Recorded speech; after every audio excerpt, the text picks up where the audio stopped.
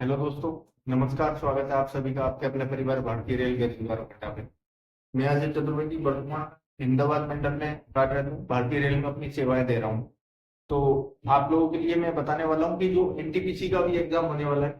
तो एनटीपीसी के एग्जाम में आप लोगों को किस हिसाब से अभी आपको प्रिपरेशन करनी चाहिए। मैथ, रीजनिंग, साइंस और जीके जीएस जो आपका है। उसके बाद स्टैटिक आपका आएगा, करंट आपका है। तो वो आप लोगों को किस हिसाब से लेके चलना है, उन सारी चीजों पे चर्चा होगी। आपको मतलब एक जो बोलते हैं ना कि एक मतलब निचोड़, पूरा निचोड़ मैं आपको देने वाला हूँ कि किस हिसाब से हम लोगों ने तैयारी करी थी और किस हिसाब से पर सब्जेक्ट के हिसाब से हमने टाइम मैनेज किया था, वो भी सारी चीजें बताने वाला हूँ। तो आप लोग एक चीज ये समझिए कि जो जीके जीएस का 40 नंबर का मैटर आने वाला है एनटीपीसी में, वो बहुत महत्वपूर्ण है। परीक्षा के दृष्टिकोण से सबसे ज्यादा महत्वपूर्ण यदि कुछ है तो वो जीके जीएस का मैटर है। जो सिलेक्टेड वनडे है ना, जिनका सिलेक्शन होना है, एक चीज समझ के रखिए कि जो मैथ रीजनिंग आएगी 60 नंबर की, उनमें से जो सिलेक्टेड बंदे हैं जो बिल्कुल सेलेक्ट होने हैं, मतलब 55 प्लस क्वेश्चन, 55 क्वेश्चन मतलब 50 प्लस क्वेश्चन सबके जाने हैं। अब वहां से, लेकिन एक चीज बता देना चाह रहा हूँ, जो यूआर कैटेगरी के कैंडिडेट हैं और ओबीसी के कैंडिडेट हैं, आप ये समझिए कि आपको 55 प्लस मैथ रीजनिंग में स्कोर करना है, तब जाके। लेकिन वो स्कोर आपका कब होगा वो भी मैं आपको बताने वाला हूँ कि आपको 55 प्लस आपको स्कोर करना है। तो उसके लिए आपको क्या करना होगा, प्लस में आपको जीके जीएस में आपको 25 प्लस मार्क्स आपको खींचने हैं। तो वो आपको कैसे करना होगा वो भी मैं आपको बताने वाला हूँ। आप वीडियो में अंत तक जरूर बने रहें और आशा करता हूं कि आप वीडियो देखने के बाद में संतुष्ट होंगे और कहीं ना कहीं आपको कुछ ना कुछ अच्छा सीखने को मिलेगा और एक आपको एक अलग ऊर्जा और अलग एनर्जी मिलने वाली है।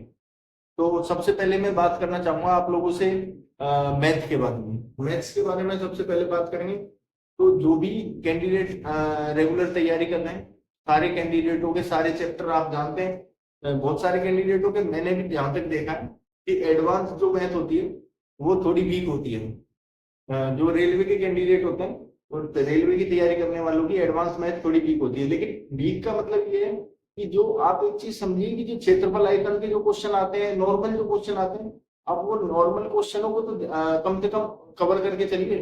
ज्यादा डीप आप मत जाइए। ट्रिग्नोमेट्री के जो नॉर्मल क्वेश्चन आते हैं आप उनको कवर करके चलिए। जो दूरी वाले, ऊंचाई और दूरी वाले क्वेश्चन आते हैं आप उनको कवर करके चलिए। जिससे वो क्वेश्चन क्या होते हैं कि आपको कंपटीशन के लेवल पे लेके जाते हैं। तो उन क्वेश्चनों से क्या होगा कि जहां आपके वो क्वेश्चन, मान लो मैथ में आपके क्वेश्चन बन रहे हैं 25, तो वो आपके यदि एक दो क्वेश्चन वो आपके सही हो जाते हैं तो आपका स्कोर पहुंच जाएगा 26-27। और रीजनिंग में जहां तक समझता हूँ, रीजनिंग आप इस लेवल की करके चलिए। और रीजनिंग का एक सीधा सा फंडा है, आप एक बार सारे चैप्टर निकाल लीजिए अपनी बुक से, और जिस भी चैप्टर में आपको डाउट लगता है, या तो आप किसी भी, यूट्यूब पे हजारों टीचर मिलेंगे आपको, जो भी टीचर आपको बेस्ट लगे आप उस टीचर की उस टॉपिक की क्लास लेके और अपने खुद के अपने हाथ से लिखे हुए नोट्स बनाइए। सबसे बड़ी बात है, अपने हाथ से बने हुए आप नोट्स बनाइए। उसके बाद में आप एक चीज समझिए कि जो मैथ रीजनिंग है, मैथ रीजनिंग ज्यादा से ज्यादा आप प्रैक्टिस सेट मारिए। चाहे आप ऑफलाइन मारें, चाहे आप ऑनलाइन मारें, चाहे आप टेक्स्ट बुक पे लगाएं, चाहे आप ऑफलाइन पेपर लगाएं। ऑफलाइन यदि आप पेपर लगाते हैं तो आप पूरी ईमानदारी के साथ में अपने मोबाइल में या घड़ी में जो भी है आपके पास में स्टॉप वॉच है, अपना टाइम पीरियड लेके चलें। 60 मिनट में, मतलब जो क्वेश्चन होते हैं 60, उनको 60 मिनट दीजिए, फिक्स 60 मिनट। फिर बचे कोई 40 क्वेश्चन, वो 40 क्वेश्चन आपको 20 मिनट में करने होंगे। बचेंगे आपके पास लास्ट में 10 मिनट। वो 10 मिनट आप अपने रिवीजन के लिए रखिए। लास्ट में जो भी 100 क्वेश्चन आपको रिवाइज करने हैं, शुरू से 1 से लेके 100 तक आपको वापस चेक करना है। कोई क्वेश्चन ऐसा तो नहीं है जो आपसे छूट गया हो, या कोई क्वेश्चन ऐसा हो जो आपने जल्दीबाजी में गलत कर दिया हो, तो वो आपको चेक करना है। ये सारी चीजें आपको ध्यान रखनी है। मैथ रीजनिंग जहां तक मैं समझता हूँ, और मैथ रीजनिंग का एक फंडा आपको मैं समझाता हूँ। आप मैथ का कोई चैप्टर निकालने जाएंगे तो आप मान लो उसके 100 क्वेश्चन कर, ठीक है। तो 100 क्वेश्चन करने में मान लीजिए आपने सारा दिन खपा दिया, या फिर 3 घंटे, 4 घंटे, 3 घंटे आपने खपा दिए। मैं ही मानता हूँ 3 घंटे के अंदर आप 2 पेपर सेट लगा दीजिए, ठीक है। 2 पेपर सेट में आपके मान लो मैथ में आपके मान लो 5 क्वेश्चन गलत होते हैं। पर दोनों पेपरों में 5-5 क्वेश्चन गलत होते हैं, टोटल 10 क्वेश्चन आपके गलत हुए। तो जो 10 क्वेश्चन है ना आपके, वो 10 क्वेश्चन आप पहले तो उन क्वेश्चनों के एनालिसिस करिए, वहीं प्रैक्टिस सेट में जाके, ऑफलाइन है तो आप ऑफलाइन के हिसाब से उसको देखिए, ऑनलाइन है तो ऑनलाइन के हिसाब से देखिए। उन 5 क्वेश्चनों का आप पहले एनालिसिस करिए, उसके बाद में जो क्वेश्चन आपसे, जिस पैटर्न का क्वेश्चन आपसे गलत हुआ है, उस पैटर्न के आप कम से कम 4 से 5 क्वेश्चन हर पैटर्न के अलग अलग निकाल लीजिए। तो आपको खुद का मतलब, एक बोलते हैं ना शुद्ध हिंदी भाषा में, आपको अपनी औकात पता लग जाएगी, आप कितने पानी में हो, आप पढ़ाई कर रहे हो तो किस लेवल की कर रहे हो, आगे आपको मेहनत करनी है तो किस लेवल की मेहनत करनी है, वो सारी चीजें पता लग जाएंगी। उसके बाद ये सेम फंडा आप रीजनिंग में भी अपना सकते हैं। रीजनिंग में तो मैं जहां तक समझता हूँ, यदि कोई सच्चे दिल से मेहनत करने वाला ही कैंडिडेट है ना, रीजनिंग में कोई किसी को दिक्कत नहीं आती। देखो रीजनिंग में मैं ये समझता हूँ, रीजनिंग प्रैक्टिस मांगती है, आपने एक बार अच्छे से प्रैक्टिस कर दी ना, आप सीधा पेपर सेट लगाओ। मैं रीजनिंग के लिए, मैंने आज तक रीजनिंग के लिए ना तो कभी क्लास ली, एक बार शुरुआत में मैंने कोचिंग जरूर करी थी रीजनिंग की जयपुर के अंदर, बाकी उसके बाद में मैंने कभी किसी टीचर की क्लास नहीं ली। और मैं रीजनिंग सीधा जो प्रैक्टिस सेट या जो भी है पेपर, मैंने सीधा वहीं दिया है। मैंने रीजनिंग का कभी कुछ पर्सनल पढ़ा नहीं है। उसके बाद मैथ का मैं आपको सीधा फंडा समझाता हूँ। मैथ मैंने एक बार बहुत अच्छे से पढ़ी है, बहुत अच्छे से। और उस अच्छे से पढ़ने का फायदा ये है कि आज भी यदि कोई मैथ और रीजनिंग का मेरा वो देखे ना बजट, मेरे को 3 साल हो गए पढ़ाई छोड़े, लेकिन आज भी मैथ और रीजनिंग का जो मेरा है वो, आप एक चीज ये समझिए, मैं अब भी एनटीपीसी मेंस प्री का पेपर देने बैठता हूँ तो मैं 50 नंबर तो मैं अभी उसमें ला सकता हूँ मैथ रीजनिंग में। तो वो वो 50 नंबर किस हिसाब से आने लगे कि जो मैथ और रीजनिंग की जो मेरी प्रैक्टिस है ना, वो इस लेवल के, आप स्क्वायर रूट ये सारी चीजें आपको बिल्कुल जवानी होनी चाहिए, तब जाके आपका मैथ रीजनिंग गुणा भाग ये सारी चीजें आपकी बिल्कुल मुंजवानी होनी चाहिए, क्योंकि पेपर में पलक झपकते ही 90 मिनट खत्म हो जाते हैं। तो ये तो आप समझिए कि मैथ रीजनिंग वाला पार्ट हुआ। मैथ रीजनिंग में एक चीज बोल रहा हूँ, आप डेली एक पेपर सेट जरूर लगाएं। आप कुछ भी करें, यदि आप 2 पेपर सेट लगा सकते हैं, आप समय मैनेज, टाइम मैनेज कर सकते हैं। मैं आपको इसके बाद में एक वीडियो और बनाने वाला हूँ, उसमें मैं आपको सुबह 6 बजे से लेकर रात को 12 बजे तक की आपकी पूरी दिनचर्या के बारे में बात करने वाला हूँ। यदि आप लोग उसको फॉलो करते हैं, कहीं ना कहीं आप एक चीज ये समझिए कि आप अपने सिलेक्शन के बहुत नजदीक पहुंचने वाले हैं। उसके बाद में मैं आपसे बात करता हूँ साइंस की। साइंस में जहां तक मैं समझता हूँ, हर कैंडिडेट को क्या बोलते हैं, फिजिक्स और बायोलॉजी पढ़ने में इंटरेस्ट आता है। बायोलॉजी और फिजिक्स पढ़ने में इंटरेस्ट आता है।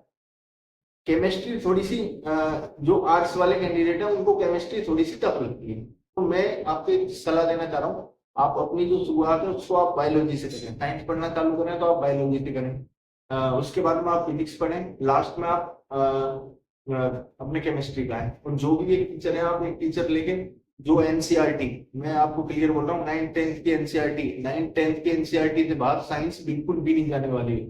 आप 9th 10th की एनसीईआरटी जो भी टीचर आपको पढ़ा रहा है, 9th 10th की आप बुक ला के रख लीजिए। और बुक लागने के बाद में आप उस बुक को आप बहुत गहन, बिल्कुल आराम से एक बार निकाल दीजिए, 2 बार पढ़ दीजिए। मैं ये बोल रहा हूँ, आप ये मत सोचिए हमें याद हो रहा है नहीं हो रहा। जब आपके सामने क्वेश्चन आएगा और जब आप ऑप्शन पे टिक करेंगे ना, तब आपको याद आएगा कि नहीं हमें याद है। ऐसे मैं भी कंपटीशन में रहा हूँ, कई साल रहा हूँ, और मतलब किसी चीज को मैं परमानेंट याद करने के लिए बैठ जाऊं कि मैं इसको याद करके ही छोड़ूंगा, तो वो याद नहीं होगा, उसके चक्कर में मैं बहुत सारी चीजें भूल जाऊंगा। तो इससे अच्छा है उसको आप एक अपने मैगजीन नहीं पढ़ते, इस तरीके से आप पढ़िए, और एक बार पढ़िए जल्दी जल्दी लिख के, जो भी आपको लगे कि ये इम्पोर्टेंट है उस चीज को लिख लीजिए, दोबारा उसको और फास्ट पढ़िए, और जो आपने लिखा हुआ है उसको आप रिवीजन करिए। तीसरी बार में आप कहीं से भी एक ऑब्जेक्टिव बुक ले लीजिए, जो साइंस की लुसेंट की ऑब्जेक्टिव बुक आती है, लुसेंट की एक ऑब्जेक्टिव बुक आती है, तो आप वो बुक ले लीजिए। उसमें आप जो, जैसे मान लो आप रक्त संबंध पढ़ रहे हैं, तो रक्त संबंध की जो भी लुसेंट में ऑब्जेक्टिव क्वेश्चन दिए हुए हैं, आप रक्त संबंध वाले, ब्लड ब्लड वाले सारे क्वेश्चन आप वहां से लगा सकते हैं। उसके बाद में आप मान लीजिए आपने पादप जगत पढ़ा, तो पादप जगत के आप सारे क्वेश्चन वहां से लगा सकते हैं। जो भी आप चैप्टर पढ़ रहे हैं, आपने द्रव्यमान पढ़ा, जो भी पढ़ा, तो आप उस चीज के सारे, मतलब आप लुसेंट की वाली बुक में आपको सारे टॉपिक वाइज सारे एमसीक्यू मिलेंगे, तो आप एमसीक्यू लगा लीजिए। जब आप 9th 10th की एनसीईआरटी करेंगे और आप वहां भी जाके जब एमसीक्यू लगाएंगे, मैं विदामी के साथ कह सकता हूँ, आप जो साइंस आएगी ना, आप साइंस की परखच्चे उड़ा देंगे। एक 2-4 क्वेश्चन होगी मैं बोलता नहीं हूँ, बाकी आप एक अच्छा 70% प्लस आप स्कोर कर देंगे साइंस के अंदर। उसके बाद में करंट, आप कोई भी टीचर की पढ़ रहे हैं, ज्यादातर कैंडिडेट मैं जहां तक समझता हूँ अभी करंट का दौर बहुत खतरनाक चल रहा है, क्योंकि आप पुराने पेपर देख लीजिए, चाहे आप आरपीएफ एसआई के देख लीजिए, एएलपी टेक्नीशियन के देख लीजिए, जेई के देख लीजिए, कोई भी देख लीजिए, जो करंट का जो लेवल है ना, वो लेवल आया है आपका 8 से 10 क्वेश्चन का। तो करंट हमारे सिलेक्शन में एक अहम भूमिका रखता है। करंट के लिए एक स्पीडी की बुक आती है, जो मैं जहां तक मैं समझता हूँ रेलवे वाले कैंडिडेट के लिए रामबाण का काम करती है स्पीडी की बुक। और वो आपको पढ़नी कैसे, वो पढ़नी है आपको टॉपिक के हिसाब से। टॉपिक के हिसाब से कैसे, मतलब जो भी आप टॉपिक पढ़ रहे हैं पहले आप उसको बुक में से पढ़ लीजिए, बुक में से पढ़ने के बाद में एक उसकी पर्सनल टॉपिक की क्लास निकालिए यूट्यूब से सर्च करके, और उसको आप सुनिए। सुनते ही आपको तुरंत सारी चीजें चित्र से ध्यान में आ जाएंगी। और जब आपके आंखों के सामने चित्र आएंगे ना कि यार ये चीज ये बताई थी, ये चीज ये बताई थी। जैसे अभी आप एक चीज समझिए कि किसी को याद नहीं हो रहा कि राजस्थान का मुख्यमंत्री भी भजनलाल शर्मा है, ठीक है, लेकिन जब वो चित्र के से आप देखेंगे ना तो वो सारी चीजें आपको याद होने लगेंगी। हाँ, जो मंत्रिमंडल है वो आप चित्र से सारी चीजें देखेंगे तो वो हमारे दिमाग में क्या है, जो चित्र को कैच करने की शक्ति होती है ना, वो बहुत तेज होती है। तो मैं इतना आपको बोलना चाह रहा हूँ कि जो करंट है ना उसको आप स्पीडी से टॉपिक के हिसाब से यूट्यूब से वीडियो देख के आप कर सकते हैं, लेकिन ये सारी चीजें आप नोट जरूर करें। या फिर एक दूसरा फंडा है कि जो कोई भी आप टीचर ले लीजिए जो आपको मंथली करंट लिखाता है, आप मंथली करंट उसका एक वीडियो देखिए, उसको सारे को लिख लीजिए, जो भी वो लिखवा रहा है, जो भी कुछ लिखवा रहा है आप सब लिख लीजिए। लेकिन टीचर ऐसा होना चाहिए जो 4 ऑप्शन आते हैं तो चारों के चारों ऑप्शनों को ऑपरेशन करके आपको बताए, ऐसा टीचर होना चाहिए। उस टीचर की आप क्लास लीजिए, क्लास लेने के बाद में आपने मान लीजिए वो सारा लिख लिया, सारा लिखने के बाद में पूरे महीने की, जैसे आपने जनवरी की करंट लिखी तो जनवरी का आपने सारा लिख लिया। लिखने के बाद में आप एक बार वो सारा बंद करके आप एक बार वो जनवरी की करंट अपने स्तर पर जो भी आपने लिखा है आप उसको पढ़िए। उसको पढ़ने के बाद में जस्ट आप उसके अगले दिन एक बार फिर से वो वीडियो देख लीजिए। फिर आप 2-3-4 दिन का गैप देके फिर एक बार और वो वीडियो देख लीजिए। मैं गारंटी दे रहा हूँ, दावे के साथ बोल सकता हूँ, आप जिंदगी में उस करंट को नहीं भूल सकते। लेकिन आपको ये सारी चीजें करनी होंगी, क्योंकि ये सारे प्रयास हम लोगों ने किए। खैर मैंने तो पर डे की क्लास ली थी, करंट की डेली की क्लास लेता था, डेली की लिखना, ये सारी चीजें चलती थी। उसके बाद में रह गई आपकी स्टैटिक। स्टैटिक में भी आप एक चीज समझो, पॉलिटिकल और ज्योग्राफी, ठीक है, मतलब पॉलिटिकल, आप मैं पॉलिटिकल को ये मानता हूँ पॉलिटिकल बहुत इंटरेस्टिंग सब्जेक्ट, ज्योग्राफी और पॉलिटिकल बहुत इंटरेस्टिंग सब्जेक्ट है। हिस्ट्री, पॉलिटिकल और ज्योग्राफी बड़ी इंटरेस्टिंग सब्जेक्ट है। आप इनके जो क्वेश्चन आते हैं ना, मैं आपको एक चीज बोल रहा हूँ, आप प्रीवियस ईयर के जो क्वेश्चन लगाएंगे ना उनसे रिलेटेड सारे क्वेश्चन आते हैं। आप टेक्स्ट बुक पे या जो भी आप प्रैक्टिस सेट ऑफलाइन आपने लिया हुआ है आप वहां से जाके पेपर लगाइए, और जो भी क्वेश्चन आपका गलत होता है चाहे सही होता है, ये मत सोचिए कि आपने मान लीजिए स्टैटिक का कोई पेपर लगाया हुआ है आपने 100 क्वेश्चन का, उसमें आपके स्टैटिक के 8 क्वेश्चन सही हो गए, तो आप ये मत सोचिए कि ये 8 क्वेश्चन तो अपने सही है, इनका अपन को सॉल्यूशन देखने की क्या जरूरत है। उस सॉल्यूशन के अंदर मैं ये बोल रहा हूँ 10 क्वेश्चन छुपे हैं, एक क्वेश्चन के अंदर 10 क्वेश्चन छुपे हुए हैं। आप उनका सॉल्यूशन भी निरंतर डेली डेली देखते रहेंगे ना, जो भी आप पेपर लगाते हैं उसका सॉल्यूशन करें। सॉल्यूशन में आप उनका जो सॉल्यूशन दिया हुआ है क्वेश्चन का वो आप लोग देखें, और जो भी आपको लगे कि यार ये इंपॉर्टेंट है उसको आप तुरंत नोट कर लें, और नोट करके आप वो एक नोट्स बना के रखें जो आपको बाद में एग्जाम से पहले आपको कहीं ना कहीं बहुत हद तक लाभ देने वाला है। तो बस मैं आप लोगों से ये बोलना चाह रहा हूँ कि जो आपके एनटीपीसी का एग्जाम आने वाला है आप लोग डेली एक पेपर सेट लगाएं, और आप यदि 2 पेपर सेट लगा सकते हैं तो बहुत अच्छी बात है। तो मैंने हमेशा से 2 पेपर सेट लगाता था, एक पेपर सेट सुबह जाते ही लाइब्रेरी जाता था, एक पेपर सेट सुबह सुबह मेरे को 2 घंटे करंट की क्लास देखनी थी, 2 घंटे मतलब 1 घंटे करंट की क्लास देखनी और 1 घंटे मुझे पुरानी करंट याद करनी, पूरी करंट देखता था 1 घंटे में। उसके बाद में मुझे तुरंत पेपर लगाना था, क्योंकि सुबह सुबह जो हमारा माइंड काम करता है ना वो बहुत जबरदस्त काम है। एक तो आप उस टाइम पे लगा लीजिए, आप एक चीज समझिए, दिन में आप चाहे 15 मिनट ही आराम करिए, चाहे आपका कल एग्जाम है परसों एग्जाम है, दिन में चाहे आप 15 ही मिनट आराम करिए, लेकिन आप खाना खा के आराम करिए। उससे क्या है कि जो एनर्जी होती है ना, माइंड प्रॉपर तरीके से वही काम करने लग जाता है जो आपका सुबह 6 बजे काम करता है। बहुत सारे कैंडिडेट क्या करते हैं, मतलब बिल्कुल भी आराम नहीं करते, सुबह के बैठेंगे रात को 11 बजे तक 12 बजे तक बैठेंगे, वैसे चाहे थड़ी पे बैठने में, इधर उधर घूमने फिरने में, बातें करने में आप लोग घंटों खराब कर देते हैं। लेकिन जो आपको जो चीज जरूरी है ना, आपको वहां सीट पे बैठना, सीट पे आप कब बैठ पाएंगे और प्रॉपर माइंड कब काम कर पाएगा, जब आप यहाँ से संतुष्ट होंगे। यहाँ से होने के लिए आपको दिन में कम से कम आधा घंटे आपको रेस्ट करना चाहिए, जहां तक मैं समझता हूँ।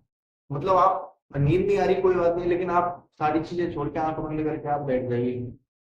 तो आप जब आधा घंटे के बाद में आप जब किताबों की तरफ जाएंगे ना, तो एक अलग ऊर्जा और अलग एनर्जी के साथ में होंगे। तो ये चीजें हैं। तो आप सभी को अ, अग्रिम शुभकामनाएं कि आप लोग एनटीपीसी का पेपर निकालें। और आगे मैं आपको जो दिनचर्या है, आपको सुबह 6 से लेकर रात को 12 बजे तक कैसे क्या पढ़ना चाहिए, किस टाइम पे आपको करंट किस टाइम पढ़नी है, आपको प्रैक्टिस सेट लगाना है उसके लिए आपको क्या टाइम करना चाहिए, उसके बाद में आपको स्टैटिक पढ़ना है तो वो किस टाइम, मैथ पढ़नी है या मैथ के जो भी क्वेश्चन आपसे नहीं आते हैं, जो भी चैप्टर आपसे नहीं आ रहे हैं उनके क्वेश्चन निकालने हैं, वो किस टाइम, रीजनिंग किस टाइम, जीके किस टाइम, साइंस किस टाइम, साइंस में भी कौन कौन सी चैप्टर, कौन कौन सी सब्जेक्ट किस टाइम, और लास्ट में जाके रिवीजन आपको 11 से 12 के बीच में करना डेली। ये चीजें मैं आपको अपने अगले वीडियो में बताने वाला हूँ। तो आप चैनल पे नए हैं, सब्सक्राइब कर लें और बेल आइकन दबा लें। मिलते हैं आपसे अपने नेक्स्ट वीडियो में, तब तक के लिए धन्यवाद। भारत माता की जय, जय श्री राम।